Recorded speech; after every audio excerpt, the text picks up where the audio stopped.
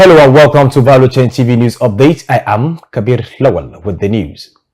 And on the Value Chain TV News Update, following the commemoration of President Bola Ahmed Tinubu's administration's anniversary, former Vice President Atiku Abubakar has criticized President Bola Tinubu's first year in office, describing it as trial and error. Essay Ufoma completes the report. According to Atiku Abubakar, the administration policies have not created prosperity, but have instead impoverished the poor, bankrupted the rich, and inflicted a severe economic crisis on majority of Nigerians.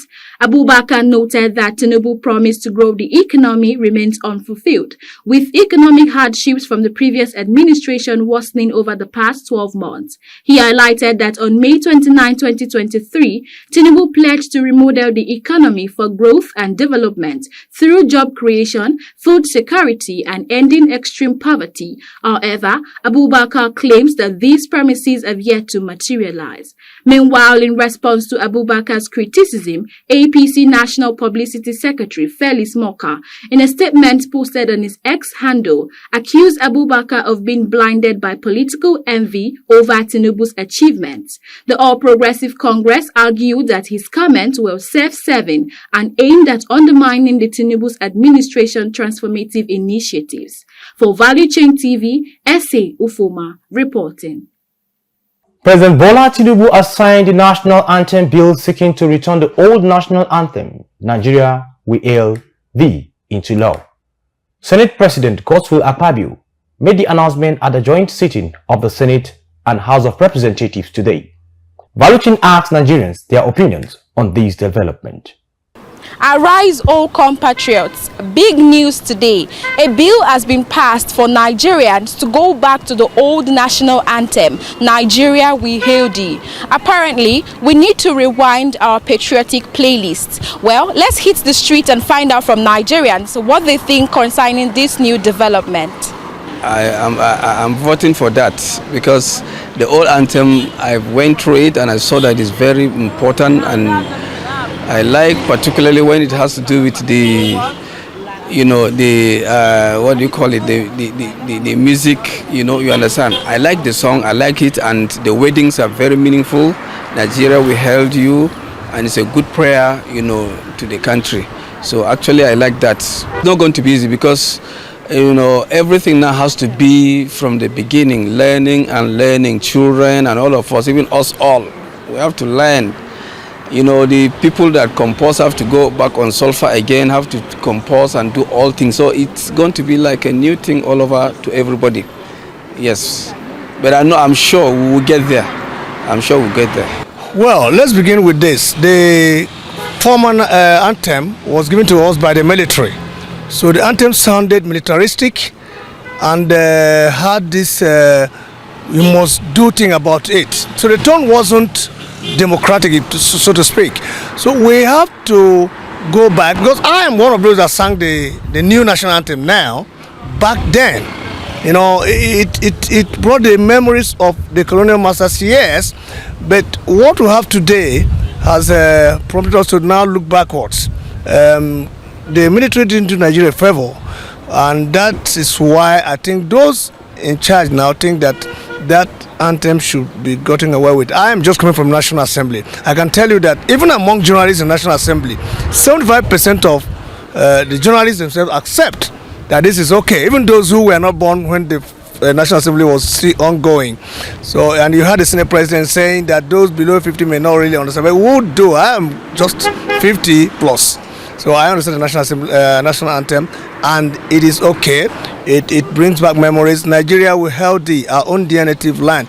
It gives you that memory, community memory. Unlike Arise, O compatriots, militaristic. Looks like you're telling cowboys or Boy Scouts to move on. So I like the what has happened now. Well, it's a very good one. This is Nigeria, of course. Anything can happen at any time. And if I've actually took my time to look at the two anthems. The first one was like, the first anthem was Nigeria We Hail Thee, blah, blah, blah. And then the second one answered Arise, Your Compatriot, and the rest of it. Actually, the national anthem is not the problem. The problem of Nigeria is far beyond the national anthem. Why are we changing the national anthem for? Have they changed the dollar back to what it was before? Have they changed the fuel price back to what it is before? Have they changed the food prices, the garri, the rice and everything? And they're busy changing the, what are they calling, national anthem. I'm telling you, if the economy is not good, let the national anthem be as sweet as anything. People will still be feeling bitter in this nation. So our problem, if you ask me, is not the national anthem. It's the state of the economy. Nigeria, today is the 29th of May. We are supposed to be celebrating the Democracy Day. But the question we should be asking ourselves is Nigeria truly a democratic state? Are we practicing democracy? Yeah, no country, no nation is perfect. But at least if Nigeria can practice, I'm telling you, 5% democracy, it will be better than where we are today. We have heard from Nigerians, from a change in currency design to a change in national anthem. What other change are we expecting? Well, God bless the Federal Republic of Nigeria. From Value Chain TV, S.A. Ufoma reporting. A civil society group has called on the current administration to be more accessible and transparent in its activities and policy after 1 year in office. This was disclosed in a press briefing organized by Society for Youth and Downtrodden in Abuja. Civil society activist Oguchi Gabriel stated that Nigerian policies are not accessible to the poor or average Nigerians, which should not be. Our message to the government and to Nigerians are very clear. Today we can see clearly the problem is not necessarily because we lack the good policies and programs in Nigeria that will better the lives of people. But the major problem is the problem of inaccessibility. The problem of inaccessibility to access government policies and programs. Laudable initiatives that have the capacity to transform the life of people. To lift people out of poverty, to lift people out of hunger, to lift people out of streets, to bring people out of corrupt practices and criminal activities. It is not enough to say that contract is awarded. It is not to say that government is doing this. It is expected that contracts are done based on schedule and according to specification. Anything short of this amount to injustice. The worst the civilian administration in Africa today, their first year in office was fantastic. We cannot use this 1 year to assess the performance of this current administration. All we are saying is that if there is good governance, if there is policies and program that is in tandem with what we are expecting, that is in favor of the people, it is expected to make this in such a way that it's accessible by all Nigeria. Any programs or policy that is domiciled at the presidency is no longer program and policy for Nigeria. The federal government is set to provide direct payment to 75 million Nigerians in 50 million households to reduce the suffering of vulnerable following the reinstatement of the suspended social investment program, with assurances that the cash transfer program has been overhauled to tackle fraud. Minister of Finance and the Coordinating Minister of the Economy, Wale Edun, announced this at the ministerial sectoral briefing to mark the first year in office of President Bola Tinubu administration in Abuja.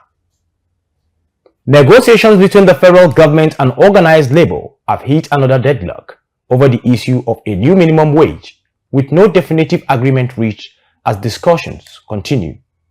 Despite the government increasing its offer to 60,000 naira from the initial 57,000 naira, organized labor's negotiation team walked out of the session for the second time in 2 weeks, signaling a potential standoff.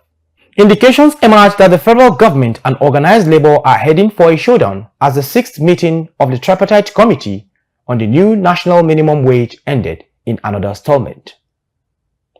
President Bola Tinubu has said that the 3 executive orders on oil and gas reforms, which he signed earlier this year, will make Nigeria's petroleum sector globally competitive.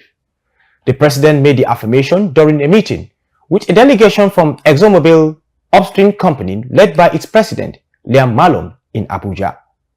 President Tinubu noted that the reforms will ensure that no oil company faces undue challenges in the country.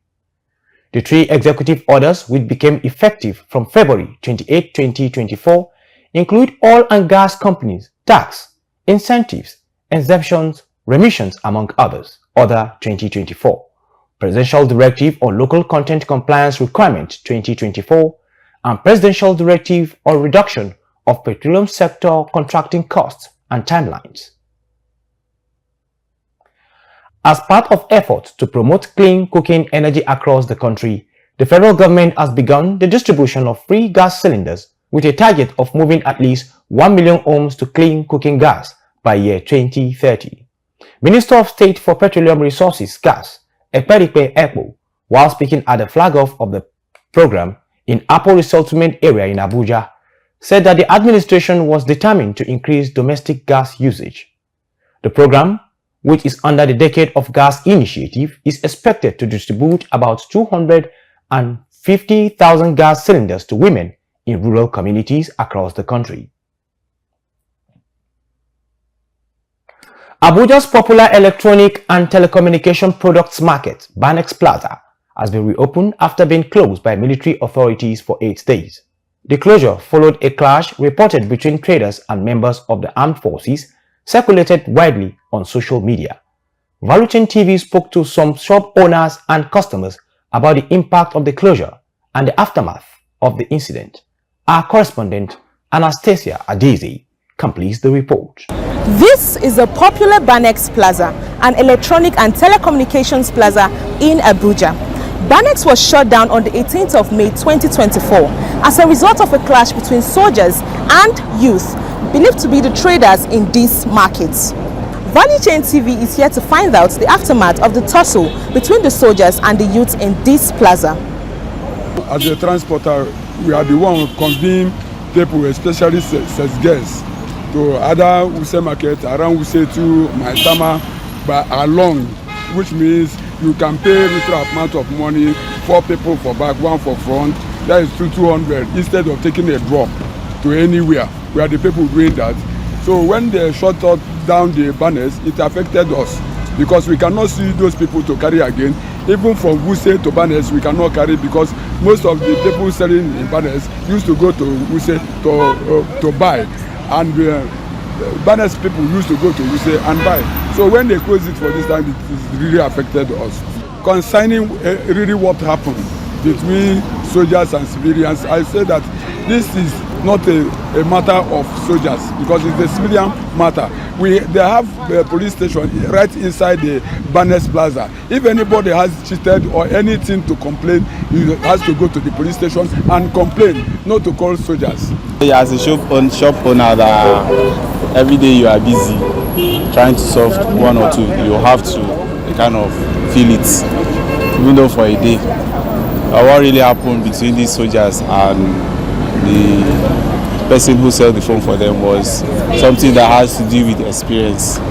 Because fighting with somebody and in group fights, if you ever experience it, you will not be happy. So that is what I see as my own view. People that fought that day, most of them escaped, but I think the few people that could be arrested are the people, the shop owners, because our own side is old Banex and the incident was new Banex, so people that are arrested, I don't really have the idea.